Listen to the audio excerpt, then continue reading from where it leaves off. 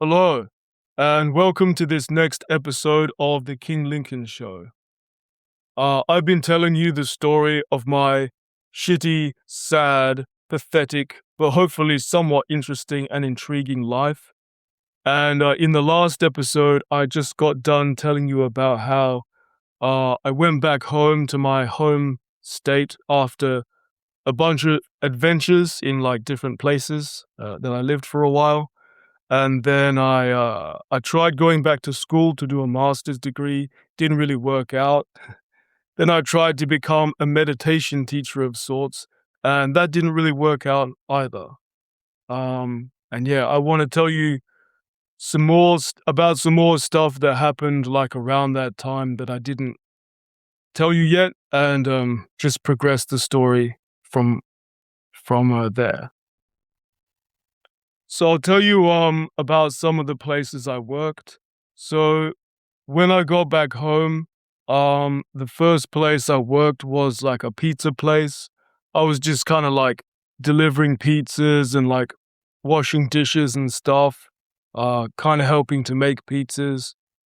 But they wouldn't even really let me like make the whole pizzas.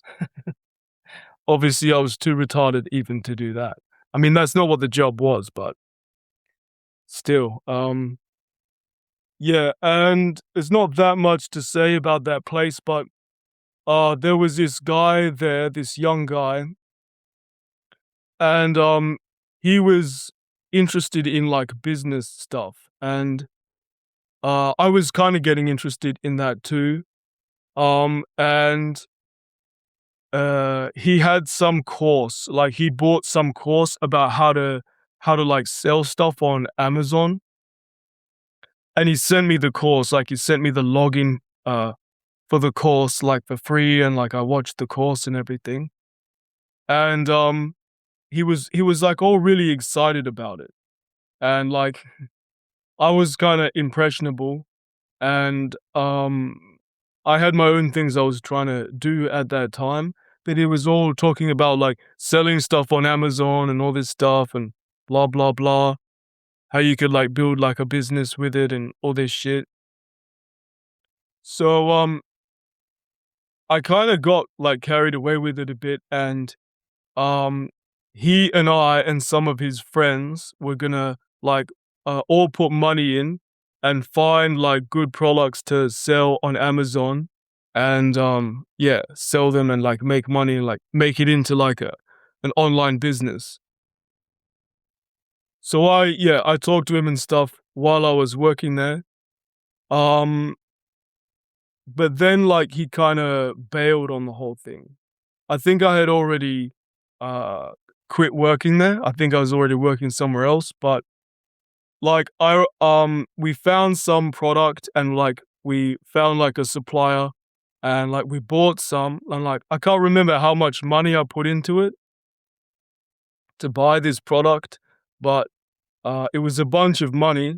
But then like the whole thing just kind of fizzled out and never really went anywhere. And I just like wasted that money, and he kind of just like, yeah, it all just kind of fizzled out, and like we stopped talking and stuff. So it was a big waste of time. And then I tried to do the same thing on my own, but it's like you got to look at these like all these Chinese suppliers and stuff, and like try to find a product that you can sell, and it has to meet all these certain parameters. And it was really boring, and I wasn't confident to like spend a bunch of money on some product and that may or may not sell. So I kind of, yeah, I fiddled around with it a bit, but it never went anywhere.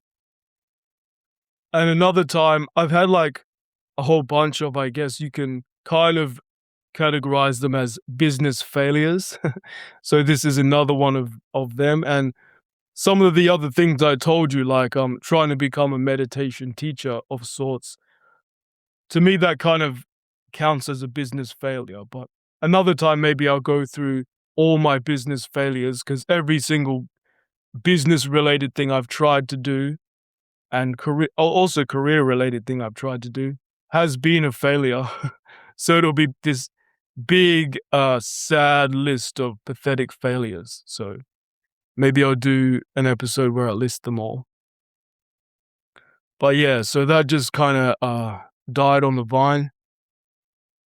So yeah, I worked there for a while and, it was good to have a job that I was at least, I could at least wasn't too retarded to deliver pizzas and wash dishes. Another thing that happened, um, not that long after I, got back from, being, in a different state was I had a friend, like a female friend who I'd known for a long time, but I hadn't been in contact for a long time, but we used to be kinda, decently good friends. She was the friend I randomly met on the internet and, I told you about before, like, we became friends and then I became friends with lots of her friends that went to a kind of cooler school than I went to that had, more people and better parties and stuff. But yeah, I wasn't really in contact with any of those people anymore. But, um, so I can't remember how we got back in contact, but we did. And, we went out to dinner and it was weird to see her again because we were older and I hadn't, seen her in ages, years and years. But it was nice, and we were just, chatting and stuff and having dinner. And, I'd always seen her pretty much as, a friend, and when I met her, she had a boyfriend, but, she broke up with him while I was still her friend at some point. But I always just saw her as a female friend, and, yeah. But I went to her, we call it the ball, but it's in America, it's called the prom or the formal. We call it there, the formal. Her school formal. I went to that, um, uh, like, with her. I think we, swapped partners. So, I came with her, and then another person came with her boyfriend, and then we, swapped so we could or so everyone could go to the ball type thing, something like that. But yeah, so we just had dinner, it was nice, and then we walked out to my car, and she saw that my car had, the license plate from another state, the state that I lived in, and she was like, "Oh, wow, you took your car, you drove all the way here?" And I was like, "Yeah, I wanted to, keep this car and stuff, so, drove here and stuff." Um, and it was, when we were leaving, it was, saying goodbye, I was at my car, and then she did this weird thing where she just the whole evening had gone really nice. It was just, friendly and everything. She did this weird thing where she was just okay, awkwardly. And then, um, and then we just said goodbye and stuff. I gave her a hug and said goodbye and I left. And then I can't remember what exactly happened, but I think I just texted her and she didn't reply after that. And I never really understood what happened. Like, was it something to do with my car? Is that really weird that I drove my car here? And then, um, is that really fucking weird and that makes her not want to talk to me anymore? Or was she seeing it like a date type thing and I was supposed to make some kind of move? You know, try to kiss her or invite her somewhere else or some shit like that. And I didn't do it. And that was weird. Or what? Like, I have no idea, you know? I have no idea what, happened. And I'm sure I said, "Oh, we should catch up again or something." I'm sure I said something like that. But I never knew, what happened with that. For a long, long time, I thought she was reacting to the fact that I drove my car here. And I'm like, she must have thought that was really weird and then she didn't wanna be my friend anymore. But dense as I am, I think it was years later it occurred to me, maybe I was supposed to make some kind of move. She thought of it as a date type thing, and I didn't do it, and that was weird. And that's why she didn't, contact me again because it was "Oh, he's not interested," and I'm offended by that, and obviously no point. seeing him again. I still don't know what happened, and I know it's not a big deal, but it is, it's just kind of sad because I knew that girl for ages. She was like a good friend, and yeah, never saw her again. She never spoke to me again. We never spoke again. And another sad part of it was, um, I guess that meant that could have maybe helped me get back in contact with some of those old friends again. After, because I was kind of mentally better. Like, a lot of the reason I fell out of contact with like a lot of those people was because they saw I was kind of like fucked in the head, and they, di- they didn't want to hang out with me anymore. Or I knew I was fucked in the head, and I was like, I don't want to see these people again and like embarrass myself in front of them. But I was mentally like better at that point, so it maybe would have been good to get back into contact with some of those people, but I never got to. So that's a little story about that. And I can't actually remember why I stopped working at the pizza place. Um, but I got another job, and it was just like, yeah, another kitchen hand job, like washing dishes and like cleaning up and helping with like food prep and stuff. It was just in this um like Asian-y kind of restaurant, and the kitchen was quite small. It was like upstairs, and then there was like a big cafe like downstairs, and then upstairs there was like an Asian restaurant, and it had like a really like small sweaty kitchen.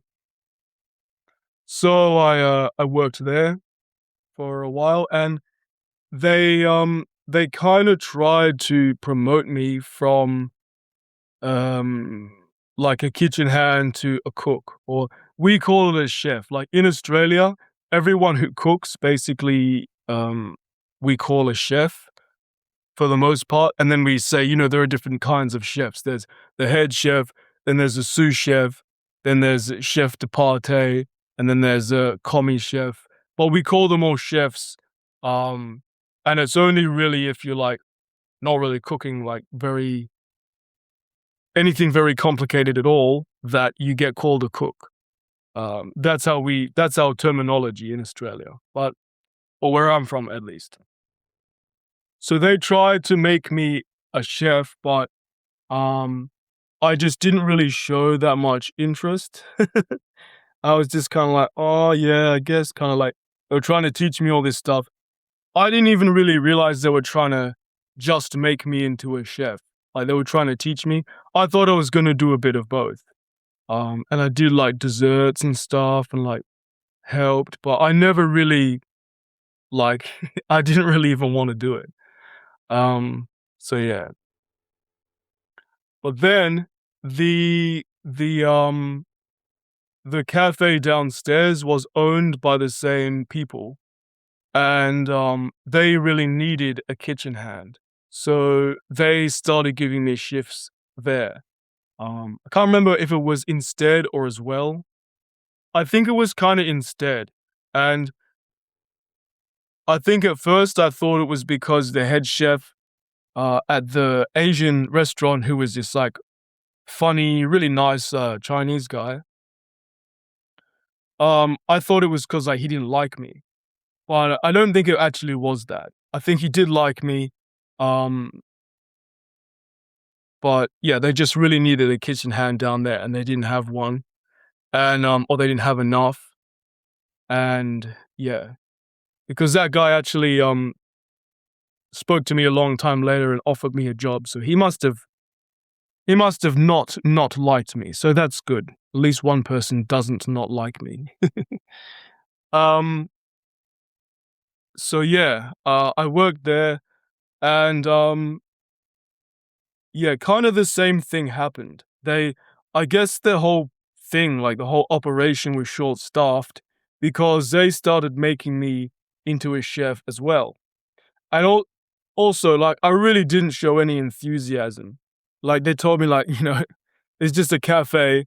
and they're like showing me how to um do the chips and stuff, and then they're showing me how to make sandwiches and burgers and like other stuff. And I was like, oh, maybe I'll just like stick to the easy stuff. They're like, no, no, this is all easy. Like you can do it. I'm like, yeah, I don't know. Um, but as time went on, like I did realize, like, man, washing dishes and being a kitchen hand really fucking sucks. Like, especially when it's really busy. There's so many fucking dishes. There's like a mountain of dishes that you have to do, and like you're just so fucking disgusting and wet and dirty all the time, and like my back will get really sore. And this is probably really weird, but um I found everything to be really loud. Like I found the environment with all the clanging around to be really loud.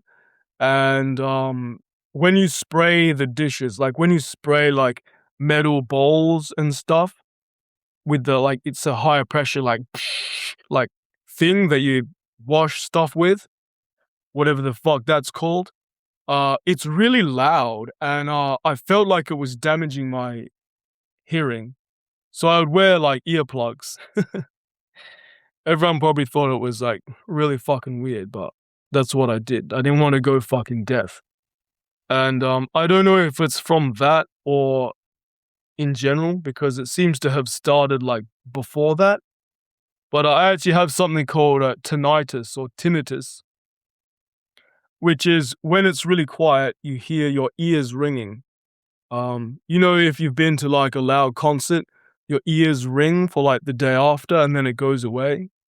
I actually have that all the time. It's called tinnitus or tinnitus. But it's not that bad. Like I can only really notice it when everything's like super quiet. But I don't actually know why I have that, because I first noticed it in the monastery.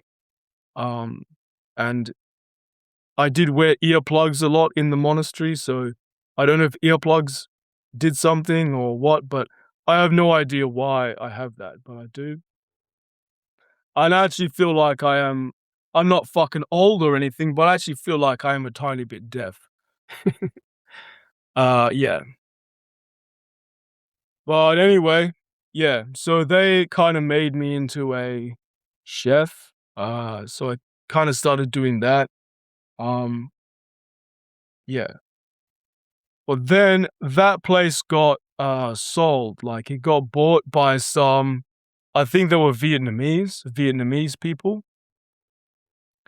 And they basically like fired all the staff and replaced them with their own Vietnamese like family members and stuff. And like it's really mean. It's like kind of like, I don't know if you're allowed to do that, but I feel like surely it must be some kind of unfair dismissal or some kind of law against that. But maybe there's not. Maybe I don't know, but they would like find bogus reasons. Like they did it kind of one at a time. So they must have known there was something wrong with what they were doing, because they do it one at a time, like everyone, like waitresses, chefs, everyone, bartenders. They would like say that they were doing something wrong or they weren't good, and then they'd fire them and replace them with just another Vietnamese person until like almost everyone was Vietnamese. And I didn't work there like fully full time, and I wasn't really in the loop with everything.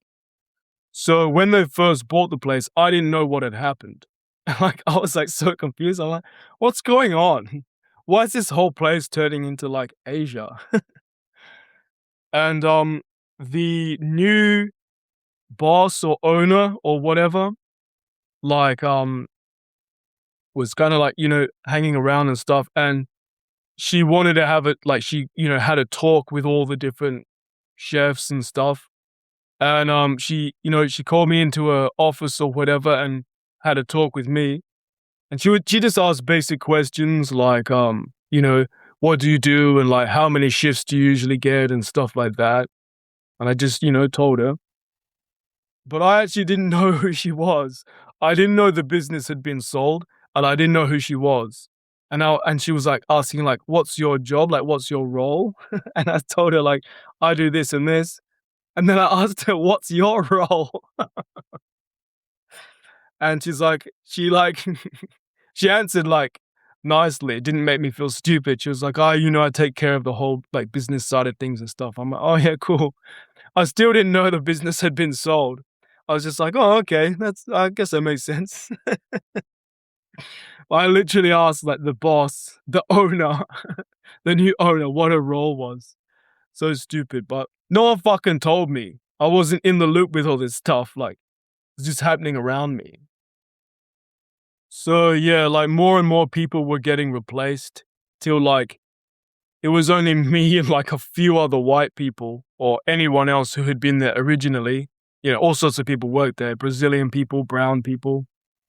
Yeah, it was just, like, me and, like, fucking this army of Vietnamese people and, like, one or two other people.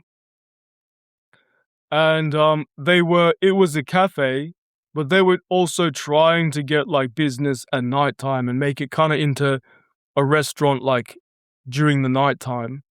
And 'cause I was, just like a beginner chef type person, they put me on for that. But it was always, like, dead quiet and, like, no one was ever there, and yeah, it really sucked. Um, so yeah. And, there was this I don't know if she was, like, the head chef or what, but there was this, like, tiny little cute Asian girl. Not really cute, like, as in pretty, but, like, cute like like a rabbit or a guinea pig or something. Um, and she was kind of I don't know if she was the head chef or the sous chef or whatever, but she kinda, like, was in charge of things to a certain degree. And, I really felt like I was, like, bluffing my way through this. Um, yeah, because yeah, I had started as a kitchen hand, and they just kinda, like, showed me the ropes type thing. I didn't really totally know what I was doing, and I was just like, "I'm just gonna act confident." So I was always just, like, acting super confident and, like, probably overconfident, like, probably being a bit of a dick sometimes, but I'm like, "I'm just gonna bluff my way through this. I'm just gonna be really confident." And, yeah, I don't know if they really liked me very much, but, um yeah. One time, like, I was doing the dinner thing, and there was, I can't remember exactly how it happened, but there was this dish we were supposed to be serving, and I knew how to do everything, and, like, I knew what I was, like, doing for the service, but, um, yeah, I think I couldn't find it, like, I didn't know if it had been prepared by like, the lunch people were supposed to prepare it. And I couldn't find it, like, I didn't know where it was, like, I couldn't find it anywhere, and, I think I must have called, like, called that little chick and called people being like, "What's going on with this one, like, dish?" And, yeah, I just didn't serve it because, like, I couldn't fucking find it anywhere. Um, yeah, but apparently it was prepared, like, it was there somewhere, but I couldn't get in contact with anyone, like, I don't know exactly what happened, like, but I didn't do anything wrong. But the next day or like, later on, that chick texted me and was like, "I can't believe you still don't know how to do that dish, like, it's been on the menu for ages." And I don't know if anyone had actually showed me, like, all the communication and, like, stuff like that was really bad there, but I was like, "I do know how to do it," like, I just couldn't find it anywhere and I couldn't, like, get in contact with anyone, like, um, yeah. And it turns out it was, like, stored in some, like, super obscure place that, like, I would never find. And yeah. And then, like, the roster was coming out, and I was like, yeah, after that, the roster was coming out, and I was like, "Oh, hey, like, like, what's my roster or whatever?" And she was just like, "You're not on the roster." And that's how I got fired, so I didn't really do anything wrong, they just, like, put me in, like, the worst position, like, um the night times, like, where there was like, no one was coming in anyway, and, like, this kinda left me to rot, and then they kinda stitched me up, and they fucking replaced me with some Asian bitch. So Yeah. Wasn't very nice, you know, like, everyone had to train their replacement, like, every like, every, few week or few days or so, there'd be a new Asian person. You'd see some person who'd worked there for ages, training some Asian person, some new, like, Vietnamese person how to do everything, and then that person who had trained them the next week would be gone. So everyone was training their replacement. It was really not nice at all.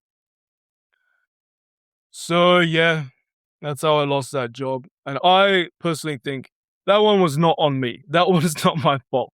That was a bad situation. And there was another guy that worked there. He was a proper chef. He was an English guy, and he'd been a chef for a long time. And, yeah, he was a big, tall, kind of fat, redhead guy with like a, like a red beard, like an orange beard. And he was very cool and funny, and he was always like talking shit and like flirting with the waitresses and giving people shit. He was very funny and cool. And yeah, I was, what was I like in those days? Like, I was trying to be really confident and stuff, like at the restaurant, but I think I was just quieter than him. Like, especially with him, he had like a really big personality, and I was like not really a proper chef. So I was probably quite quiet, like with him, and like,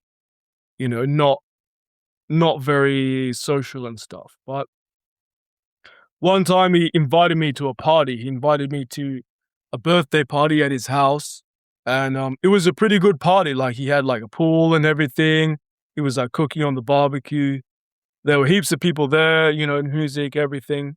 People drinking and, girls in G-strings and stuff, and I was just, like, staring at their asses. Um, yeah, and I haven't been, well, I've been out of the monastery for a while now, but, yeah, I wasn't exposed to that kinda stuff all the time, I guess.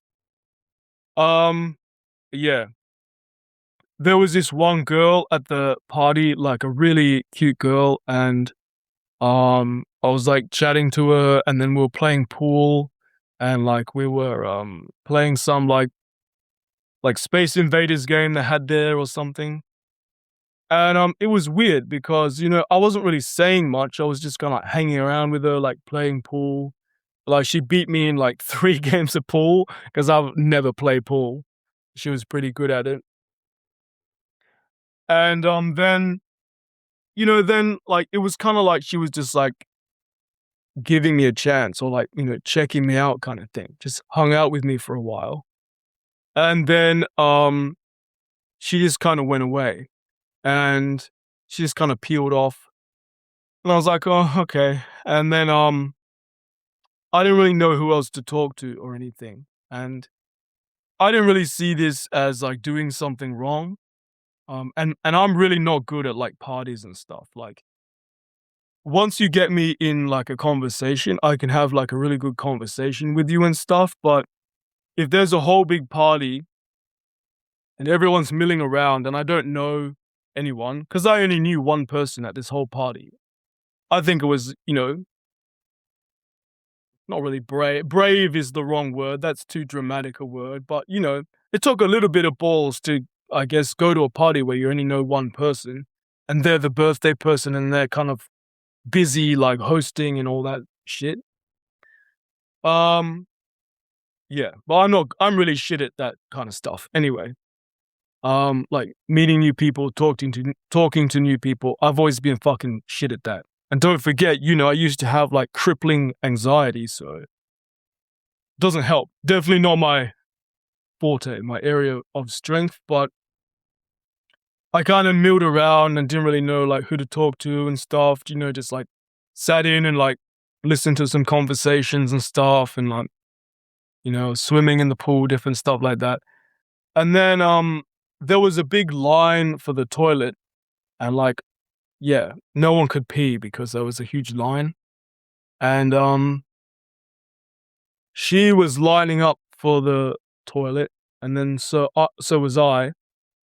And I think it took us both a huge time, like a long time to get there, or we just couldn't even do it. We had to give up or something. And then I went up to her, like she had like been somewhere else for a long time.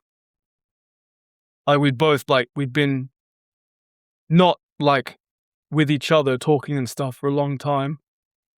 And I just went up to her and I was like, "Oh, I had the same problem as you. I can't pee, you know, because like I was just talking about like, oh, there's such a long line at the toilet." And she like gave me this really weird look. She like her eyes went really wide and she like kind of looked at me like sideways and she like kind of just like nodded and then she like went away from me really quickly and like went into like another crowd of people.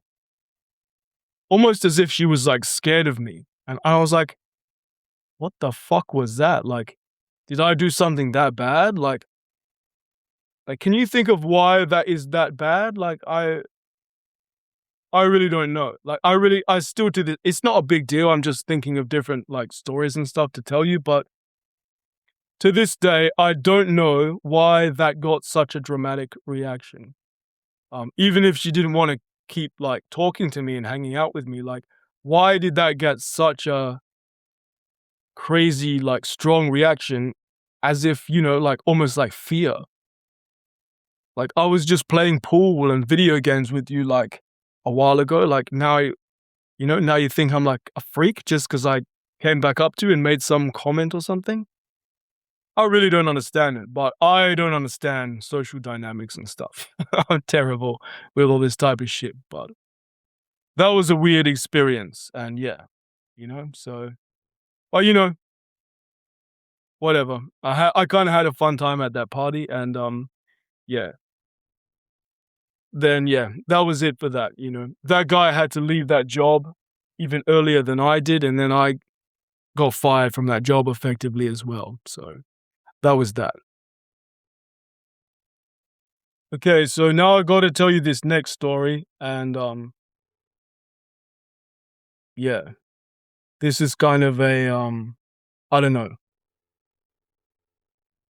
This is a weird story to tell, but anyway, you might remember I told you about, a girl called Stella who, I met when I was, like, in university doing theater stuff, and she had a boyfriend when she met me, but she didn't tell me, and we kinda started, like, going out, and I didn't know she actually had a boyfriend, and then, she told me, and we had all these dramas, and then she broke up with him, and she was going out with me, and then it was all very dramatic, but I was going overseas, and then we didn't know what was happening with us, um and then we had sex, and that was my first time having sex, but then she, like, started having sex with me, but then she changed her mind and, like, pulled it out and was like, "Oh, no, wait, stop. Let's not do this," and kinda fucking ruined my first time having sex.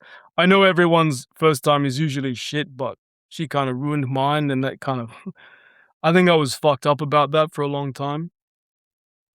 And then, yeah, that happened just on the cusp of my nervous breakdown, and then I had this big nervous breakdown when I went overseas, and, you know, we broke up, like, shortly after I went overseas, like, you know, it was obvious we weren't gonna, like, do long distance or whatever, and we, like, broke up, and then but then I, yeah, had this whole nervous breakdown, just then, just at that time, and then I went all crazy.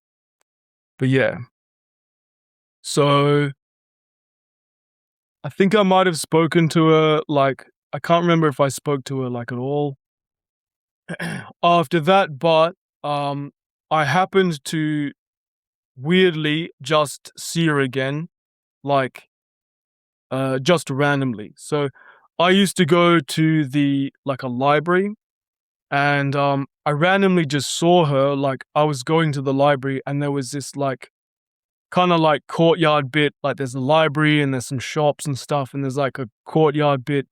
And there was this little bit with, like, books and toys for kids and stuff, like, outside set up in the courtyard for some reason. And I just saw her there, um, with her kids. So she had a daughter by that point, and, I actually knew this. I knew she had a daughter. I can't remember how though. I probably just stalked her online or something, and I was like, "Whoa, she had a daughter," and when I found out that she was, like, she had was having a baby or something, um, yeah, it really affected me because I was like, "Whoa, like, look how much time is passing and look how, like, life is moving on and everything." Um, yeah, and I think I might have actually spoken to her, like, at some point since we broke up. I think we were even almost going to, like, catch up at some point just to, just to say, like, hello to each other, but she was actually moving. Like, I caught her just at the time when she was moving from where we lived to some other place or something. I'm pretty hazy on the details. It was a long time ago, but I just happened to run into her again, and, like, I was like, "Oh, no, this is what I did." I just, like, pretty much just snuck up and sat next to her and waited for her to notice me. And then, like, it took her ages to notice me. I was just, like, sitting there, and she noticed, like, someone was sitting next to her, and she looked at me, and she was like, "Oh my goodness," like that. I like doing stuff like that. I think it's funny, but, yeah. So, yeah, um, so then we were just, like, talking, and, like, she was, like, so, like, surprised to see me and all this stuff, and I got to meet her little daughter. So that was the return of Stella, and, she had this, cute little daughter, and, like, her daughter was, like, doing this weird little game. She was, like, just, like, bringing me, like, leaves. She'd, like, bring me, like, leaves and bring me, like, petals and stuff, and she said, like, we were making medicine or something. So fucking cute. But apparently, like, she was like, "Oh, wow, like, she, like, really likes you. She's really usually really, like, shy and, like, apprehensive with new people." I was like, "Oh, okay." Um, but then, yeah, so we were talking and stuff, and, uh, I told her how I wasn't into acting anymore, and she still kinda was, but she wasn't really on the full-on, like, acting path because obviously, she had a kid and everything. Um, but she had gone and she'd done, like, after she finished the degree we were both doing, um, in our university, she went to America and, like, did some kinda study of acting or something. But then, yeah, obviously she had a kid and all that. And yeah, so, I was telling her, like, different stuff that had happened with me, like, my whole, like, mental struggles thing and coming out of it and learning about, like, awareness and, like, meditation and stuff. And that's the time that it was when I was still trying to do that, like, meditation teaching thing. And I was really into still, like, really into all this, like, yeah, meditation and self-inquiry and all this stuff. And I hoped I was gonna make some kind of, like, career out of that, which obviously didn't pan out. But yeah, so, um, after that, we started, like, chatting and stuff, and, um, yeah, we met up, like, another time, and I was really just doing it in a friend way. Like, from my point of view, I was really just doing it in a friend way, and I had an idea at the time of, like, how I was specifically at that time was I was, like, really not into girls and sex, and I kinda wanted to be, like, celibate. I was doing a thing called, like, brahmacharya, which is, like, like, not doing anything with, like, girls and sex and stuff to redirect more time and energy into, like, meditation and stuff like that. But I wasn't really fully doing it, like, I was kinda saying that I was doing that, but sometimes I would, like, wank to porn and stuff. But just, like, at that time, it was just, like, sometimes, like, when I would really feel like I really, really needed to, then I would do it, and I wouldn't, like, stare at porn for ages. I would just, like, get rid of the urge, and then that'd be it, and then I'd go for, like, a long time and not doing it again. So, I definitely wasn't doing it perfect, but I was, like, not paying attention to girls and, like, not really pursuing any of that. Um, yeah, so I was a bit hypocritical, but that's how I was at that time. Anyway, yeah, we met up like one more time and we were just like chatting and stuff, like nothing really happened, but she was telling me like telling me about what she'd been doing, and she said, "Oh yeah, she was with this guy and then I think she got pregnant. I don't think they planned to get like pregnant or whatever, but she got pregnant and he didn't want anything to do with like her or the kid. Like I think they broke up. But then once her daughter was actually born, then he actually like changed his mind and did want to be involved. And they kind of tried to like make it work, but it like didn't really work. And like when I saw her that day, like they had literally just stopped trying to make it work. Like she had just like ended it like properly. So me showing up was like to her was like destiny or some shit. But so the second time that I saw her, like when we actually like organized to meet up again, which I was doing totally just in a friend way, as we were kind of leaving, she was like, "So what does it mean, like catching up again? Like what does it mean, like like stuff like this?" And she was like, "Oh, can we sit in your car?" Because like we always used to sit in my car and like chat and stuff, like when we were going out and when we were having all our dramas back in the day. I was like, "Oh yeah, I guess." um, But yeah, she was trying to restart our thing, and I just wasn't having it. Like I just wasn't interested. And she's like, "Why did you, choose to like why are we hanging out and stuff?" I'm like, "Oh, just like just friends, just nice, and maybe I can help you in some way." And she's like, "Oh, you're gonna help me?" Like, as if that was like I don't know, offensive or something. I'm like, I don't know. I really wasn't. Yeah, I really didn't care about any of it, but yeah, and then, we didn't hang out for, like, a little bit, and then, um, yeah, she got me to come out again, and she was like, "Gee, it was, like, really hard to get you to come out again." I was like, "Oh, really? I don't know." So we were hanging out at this lake, um, and yeah, so we're just I was all really into, like, meditation, and I was just, like, talking about that kinda stuff. And like really talking about my whole like philosophy about like non-duality and all this stuff, and I would leave like really long silences, like if the conversation went like quiet, I would just like we're just sitting there and I would just be like totally quiet, like in a kind of meditative like state. And that's kind of how I was then. Like I would really be like that. I wasn't like putting on a show or faking. That's kind of how I was. Like despite, yeah, I had like, problems like at certain times, like I've already described to you, and the whole thing wasn't this permanent, stable thing.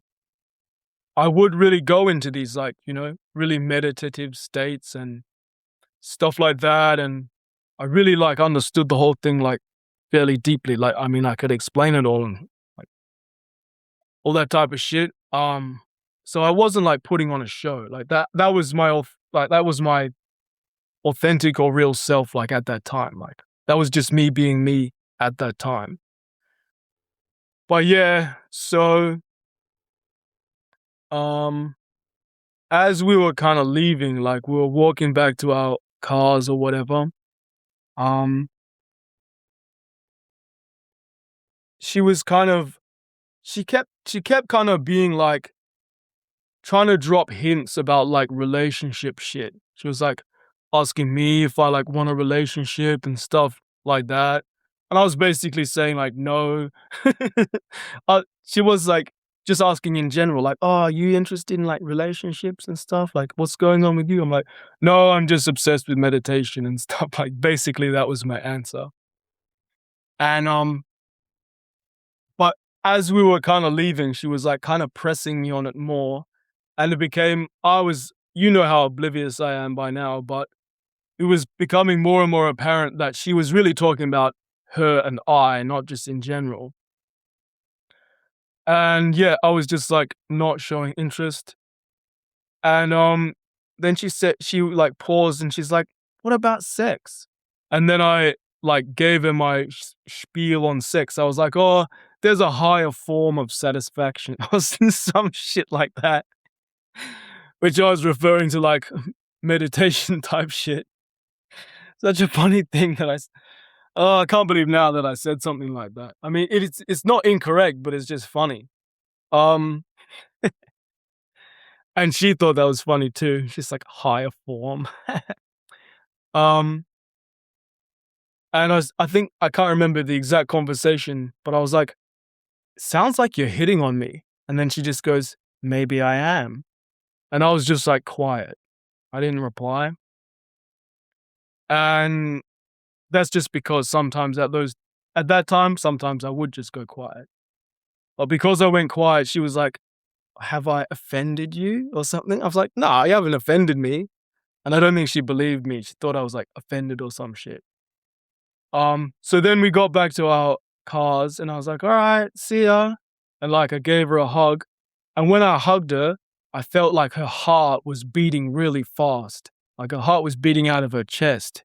And I was like, "Whoa, what the fuck?" um, yeah. So that was pretty weird.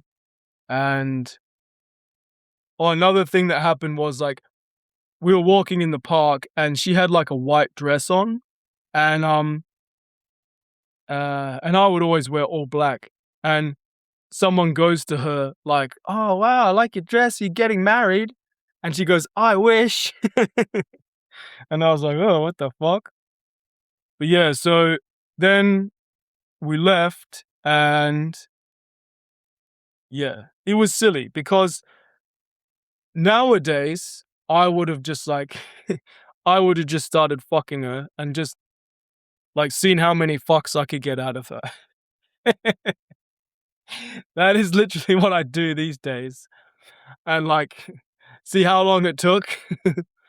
If she would just let me be fuck buddies or if she would want to do full on relationshipy shit and just see how long I could like keep it going just with fucks. That's what I would do these days. I'm just being honest. But at that time, I really wasn't interested in any of it, which sounds insane. I know that to a normal man, that probably sounds totally insane. All this pussy that I was like turning down, but that's how I was in those times. Um, so yeah, so after that, I think she just realized like that, or it just got into her mind that I totally wasn't interested in like rekindling any kind of like man woman relationship or anything. I was just like this weirdo obsessed with like meditation and non duality and stuff. And yeah, the sad thing is like she wasn't interested in hanging out with me in any other context than that. And you might remember, like I told you about another friend I had that also I turned down her pussy. This is a long, long time ago, but it's in another episode. And she was like, it was like she was running some kind of biological script of trying to make us into a relationship and stuff like that. And it really freaked me out. This was another moment like that. It was like biology and science, like running a script, evolution running a script of like trying to get more procreation to happen. And it really freaked me out. Like, it was like she wasn't acting like a person. So yeah, I've had a few times when girls have freaked me out like that. They don't seem like they're people anymore. It's just like their hormones and their maternal instincts, and their biological clock talking. And it really fucking grosses me out. But yeah. Anyway, so after that, she wasn't really interested in like hanging out anymore. She didn't want to hear about meditation. She didn't want to hear about brahmacharya. And she actually explicitly said that she wanted to have more kids and stuff. And that definitely wasn't happening with me. Um, yeah. So that was kinda the end of that, but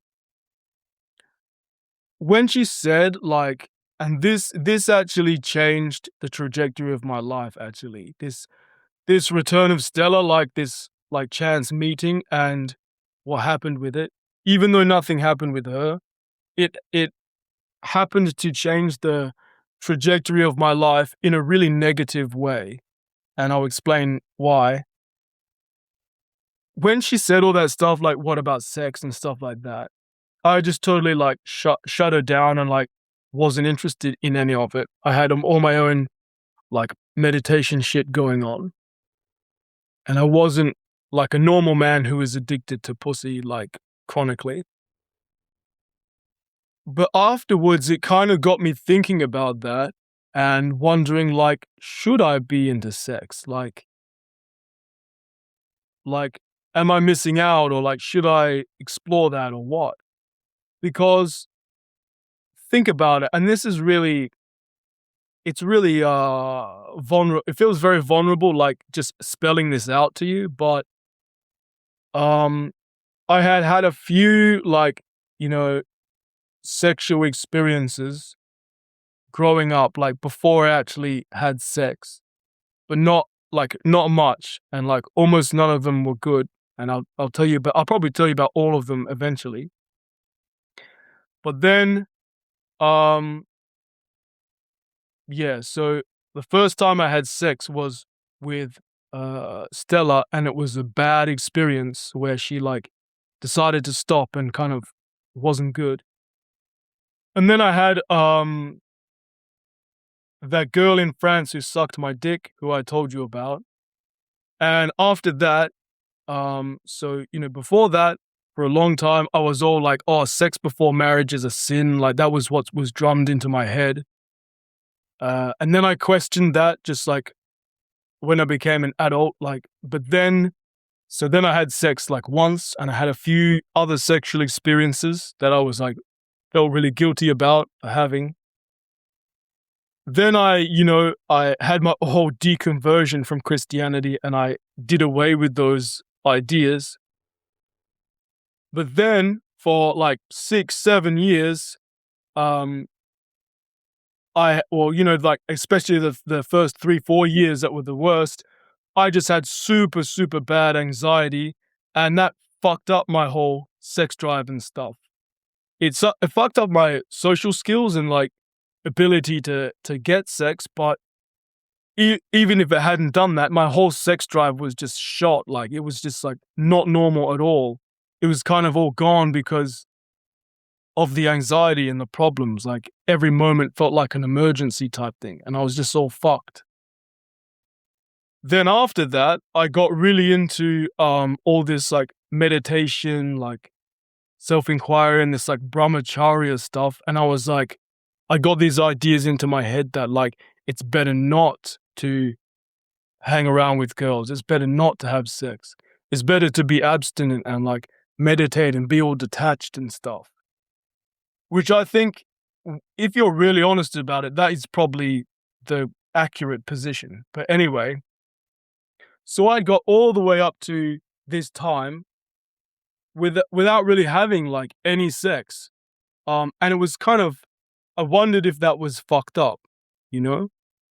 And then I've been in the yoga ashram, away, secluded from society. I've been in the monastery, like, under a vow of celibacy and all this stuff. But her saying that, it kind of made me think, yeah, well, what about sex? Like, is that, like, important? I don't really know. And yeah, it kind of, I was back in, like, normal life and all that now. And I was like, yeah, what about it actually? And, it got me thinking about it. And so I texted her one more time, and I was just like, "Oh, hey, how you going?" But yeah, I don't know if she didn't reply. I think she replied one more time, and then I said something else, and I think she maybe didn't reply, and she was just she thought that I was totally not interested. So she didn't want to hang out with me just as friends or whatever. But when I texted her again, it was kind of 'cause I was, like, kinda horny, and I was, like, reconsidering, like, was I wrong to shoot her down on all that stuff? Should I be interested in sex, or am I doing the right thing how I am now? But after that, it's so crazy, like, I went completely the other way, and I became almost like a sex addict. Um, and this starts feeding into, like, more, like, things that have happened more recently, and I actually can't really tell you all the stories to do with that. I want to, but and I hope to eventually, like, someday, but I can't really tell you all this stuff now because it might have social consequences for me. I kinda need to wait for some of the, like, I guess, like, statute of limitations, the social statute of limitations to wear off on kind of some of this stuff, and, hopefully I'll be able to tell you about it someday, but, it was a really bad thing. It's not a good thing at all, and I got kind of sex obsessed and kind of became like a sex addict in a way or to a degree. And I didn't say that last time, but you know how I ended up quitting trying to become a meditation teacher. That development and me realizing that all my awareness and detachment stuff was kind of like going out the window, like to a certain degree. That's kind of what convinced me. I don't think I can do this. Well, that was like one of the biggest things. So yeah. So I wasn't having problems with anxiety anymore, but I was having problems with self-control and self-discipline. I started not being able to control myself. Well, I already couldn't. Like when I had the really bad anxiety stuff, I already couldn't. Then I kind of fixed the anxiety stuff, the eating disorder stuff like that. But then when I came back into like modern society from the monastery and all that, um yeah, like I eventually didn't have any anxiety and stuff anymore, but I still had real bad behavioral problems like with self-control and self-discipline. And I actually now suspect that I have ADHD, maybe also like mild autism. I'm not sure. I haven't been like diagnosed, and I don't fully like subscribe to all those like diagnoses and stuff, but I think there's definitely something wrong with me, or something weird about me, where it's really hard for me to not do things that I'm not supposed to do, and it's really hard for me to get myself to actively do the things I'm supposed to be doing. It's super hard, and I'll talk more about this like in the future and stuff like that. But yeah. So yeah, that was actually the point at which I quit the whole awareness meditation teaching thing. So that's kind of the story of the Return of Stella. Yeah, but I did see Stella one more time. Just randomly, I saw like a long time later, a long time later. I saw her one more time just at the shops. I like passed by her, and she looked terrible. She looked terrible. Like she looked like kind of upset, like not in a good mental state. Her hair looked all kind of like scraggly, like bedraggled, and her face looked all kind of like red and blotchy. And I was like, ugh. And I didn't talk to her this time. Like, yeah, I kind of, I don't know if you'd say redeemed myself from last time when I chose to go up to her and talk to her. I just like made myself scarce. I didn't talk to her. I didn't go up to her. And she really didn't look good. I don't know if, I don't know what became of her, but yeah, on that day, she really wasn't looking the best. But yeah, that's the end of anything that happened with her. So yeah, that's a bit about some of the other things that happened during that period. And yeah, uh, next time I'll tell you a bit more about some of those like behavioral problems that I started having. And by the way, this stuff isn't solved. Like this is my current state. Um, Ironically, when I stopped doing the like the meditation teaching stuff, and I kind of stopped obsessing so much about that topic, my practice of it actually got even worse.